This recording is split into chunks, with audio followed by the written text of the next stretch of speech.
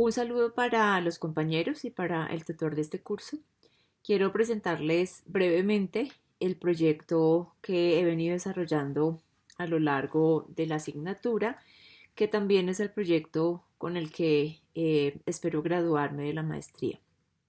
El proyecto tiene como título Ahora, Sonoridades de la Cultura Cajiqueña, Cartografía del Patrimonio Sonoro. Mi nombre es Adriana Garzón Forero. El proyecto, pues lo que busca básicamente es explorar las sonoridades que definen la identidad cultural del municipio de Cajicá, Cundinamarca. Yo vivo en Cajicá, Cundinamarca, por ello digamos como la inquietud sobre lo que sucede en este territorio, específicamente desde el sonido. Y la idea es un poco representar estas relaciones y estas identidades sonoras desde lo gráfico, ¿no? O desde la ubicación geoespacial, a partir de una cartografía, de un mapeo de sonoridades.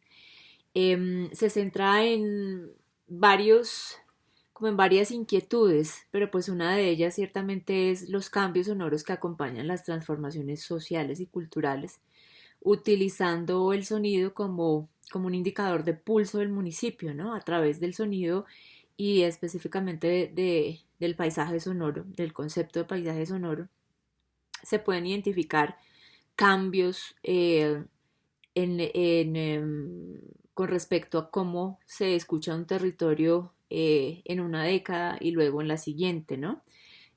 ¿Cuántos cambios hay, por ejemplo, en los tipos de animales que uno logra escuchar al día de hoy, los que se escuchaban hace 20 años en este mismo municipio? Los mismos espacios, ¿no? Los espacios que transitan la mayoría de los cajiqueños también tienen cambios. La forma en que se transitan esos espacios, la diversidad cultural, la migración, los cambios en las prácticas culturales, ¿no? Uno los puede ir evidenciando y sobre todo ir guardando, ¿no? Para la construcción de memoria, para la construcción de identidad. En ese sentido, digamos como marco conceptual y como marco referencial, hay diferentes autores que han venido desarrollando investigaciones relacionadas como con esta misma temática, pues como desde diferentes enfoques. El primero de ellos es Grijalba, Obando y Carril, que tienen una idea muy, muy poderosa que se aproxima mucho a lo que se analiza en esta investigación o en este ejercicio de investigación-creación, y es que el ruido y otros factores del paisaje sonoro tienen un impacto negativo en la salud y el bienestar de los habitantes de la ciudad, entendiendo que uno puede evidenciar, por ejemplo la eh, extinción de algunas aves muy, eh, digamos que eran muy reconocidas aquí en el territorio, que ya no suenan, ya no están, ya no habitan acá porque efectivamente han desaparecido. Y todos los aspectos relacionados con cómo suena la naturaleza hace 10 años en el municipio y lo que podemos escuchar al día de hoy, ¿no? Y ahí ya digamos desde otros estudios que analizan la ciudad y los factores de los cambios climáticos y todas estas cosas, el ruido o la eh, contaminación auditiva, digamos que se usa muchísimo el tema del paisaje sonoro para poder identificar esos cambios y sobre todo para dejar constancia del paso del tiempo y de los cambios que se representan a través del sonido, ¿no? Que pues desafortunadamente no son los mejores, ¿no? La huella sonora va cambiando, pero no va cambiando para escuchar un ambiente más sano, sino todo lo contrario. Otra idea importante es que el paisaje sonoro se convierte en una herramienta para la identificación y el análisis de las dinámicas sociales y culturales de un territorio, un poco más cercano ya a lo que se intenta abordar en esta investigación. Los sonidos como elementos que influyen en la percepción del espacio y en la construcción de la identidad de los habitantes. Pareciera que cuando hablamos de la construcción de identidad, pues se habla de los lugares, de lo que se puede ver, de lo que se puede palpar, ¿no? Del folclore, de la comida, la gastronomía, la música, ¿no? Pero no tanto del paisaje sonoro como una marca identitaria. Y dentro de los teóricos, uno de los teóricos más importantes que habla de este concepto del paisaje sonoro, que se llama Murray Schafer, él dice que cada lugar es posible que pueda llegar a tener marcas sonoras, ¿no? Es decir, sonoridades que solo se generan en ese lugar, ¿no? Y que se generan y se van a generar de forma diferente desde digamos, los rasgos diferenciales de la captura que se haga, ¿no? Va a sonar diferente de día que de noche, o va a sonar diferente en una época del año, ¿no? Sin embargo, esos rasgos distintivos los denomina él marcas sonoras.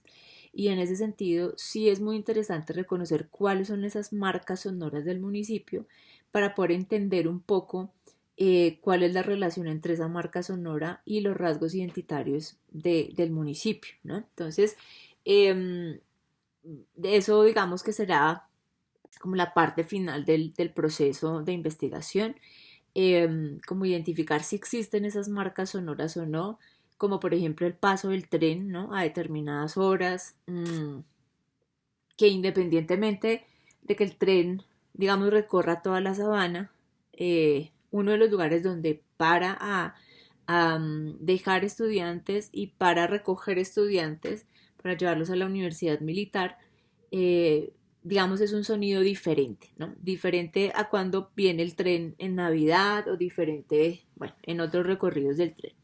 Y eso es, digamos, un objeto de análisis y reflexión interesante, ¿no?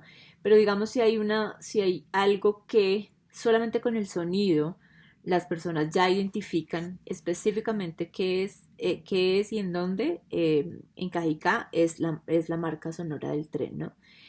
Tú lo puedes escuchar, lo pones a escuchar diferentes tomas del tren en otros lugares, ¿sí? Con mucho ruido en Bogotá, o tal vez cuando llega a Zipaquirá, y no es lo mismo que cuando llega a Cajicá, ¿no?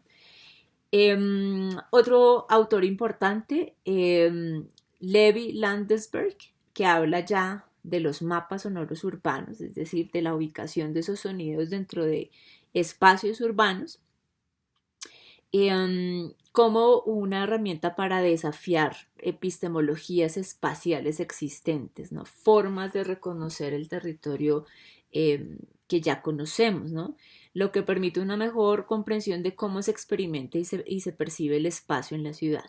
Es decir, de manera física se hacen muchas y estéticas se hacen muchas investigaciones, pero digamos que el sonido es otro campo diferenciador, ¿no? Y el sonido es casi otro universo por explorar. Entonces, por eso lo llaman un poco las epistemologías o parte de las epistemologías espaciales.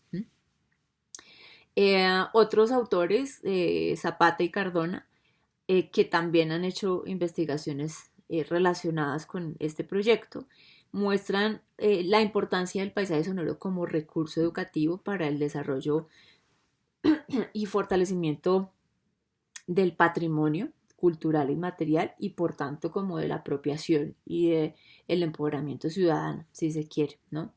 Y digamos que lo incluyen allí como un elemento importantísimo para relacionarse con la historia de su territorio, ¿no? Y con la cultura de su lugar de procedencia o de su lugar de habitabilidad, ¿no? Y cómo de pronto haciendo ese reconocimiento de, digamos, de lo sonoro dentro del patrimonio, o qué sería parte del patrimonio sonoro en Cajicá, puede haber mayor apropiación del territorio, ¿no? O puede haber por lo menos una conciencia de todo lo que se teje dentro del municipio, ¿no? Desde el espacio sonoro.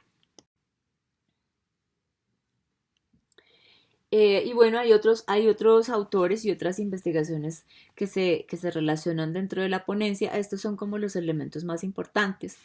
Dentro del método, digamos que la investigación está enmarcada como en el proceso de la investigación-creación, em, pero digamos que siguiendo un poco como la metodología experimental de la investigación-creación, se acude un poco al tema de la etnografía, ¿no? Y al tema ya de la cartografía como la herramienta para hacer el mapeo del paisaje sonoro en Cajicá.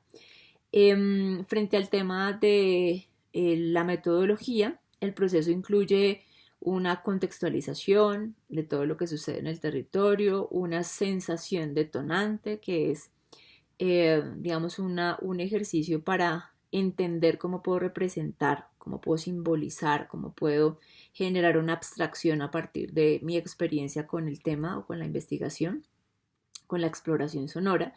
Y por último, una conformación plástica que en este caso, digamos, va el proceso en una cartografía, en una representación geoespacial de lo que se ha hecho hasta ahora del proyecto. Y digamos, en este ejercicio de la asignatura, pues el diálogo de saberes es muy importante en este espacio porque pues guía, digamos, la participación, orienta la participación de la comunidad y permite, digamos, una retroalimentación de lo que se está haciendo y también permite ver cómo percibe la gente este tipo de ejercicios, ¿no? Eh, bueno, me devuelvo un poquito como al tema de la metodología. Pues básicamente el proceso está en desarrollo en este momento. Puede que, digamos, exista o el proyecto, digamos, lo que va a pretender más adelante es hacer como un tejido semántico acerca de las significaciones que se tejen alrededor del sonido en el territorio, ¿no? Entonces, digamos que a partir de este ejercicio de capturar el sonido, de lograr ubicarlo, de lograr también socializarlo con la gente, la idea es entender un poco como las redes semánticas que se construyen a partir de ese sonido y bueno, seguir construyendo ese objeto plástico que ya digamos está en versión digital, está en versión impresa, que fue lo que socialicé en el diálogo de saberes, pero digamos que puede tener otras formas de representarse, ¿no? No son pues las únicas y ya se quedó así. Como resultados importantes hasta ahora, pues la cartografía en desarrollo destaca lugares claves que representan la identidad local. La socialización en el centro cultural hecha para el tema del diálogo de saberes facilitó el ejercicio de diálogo con la comunidad y alimenta el ejercicio cartográfico. La comunicación otorga un significado, perdón, la comunidad otorga un significado a los sonidos desde su experiencia individual, pero también desde su memoria individual y colectiva, ¿no? Y como dije anteriormente, pues espera ir reconociendo esas redes semánticas. Como conclusiones, dos importantes, la respuesta positiva de la comunidad, pues evidencia un profundo interés por el proyecto. Básicamente, pues las personas decían, pero ¿qué es esto tan raro, no? Nunca habíamos sentado, nunca nos habíamos sentado a escuchar eh, el parque o a escuchar el tren, ¿no? Pero cuando uno los veía, cuando estaban escuchando, pues veía las sonrisas o veía como el tratar de descifrar qué lugar era, ¿no? Entonces, o preguntar, bueno, ¿y esto en dónde es? O no sabía que por Cajicá pasa el río Bogotá, bueno, tantas cosas que uno puede allí hacer en la interacción, que le alimentó muchísimo al proyecto. Por otro lado, el proyecto no solo busca entender las sonoridades de Cajicá, sino también enriquecer la preservación de prácticas culturales locales a través de su sonoridad característica. Entonces es como un poco lo que se espera al finalizar ya el proyecto de investigación. En este caso, pues continuar con el proyecto de diálogo de saberes es muy importante para este tipo de proyectos. Muchísimas gracias.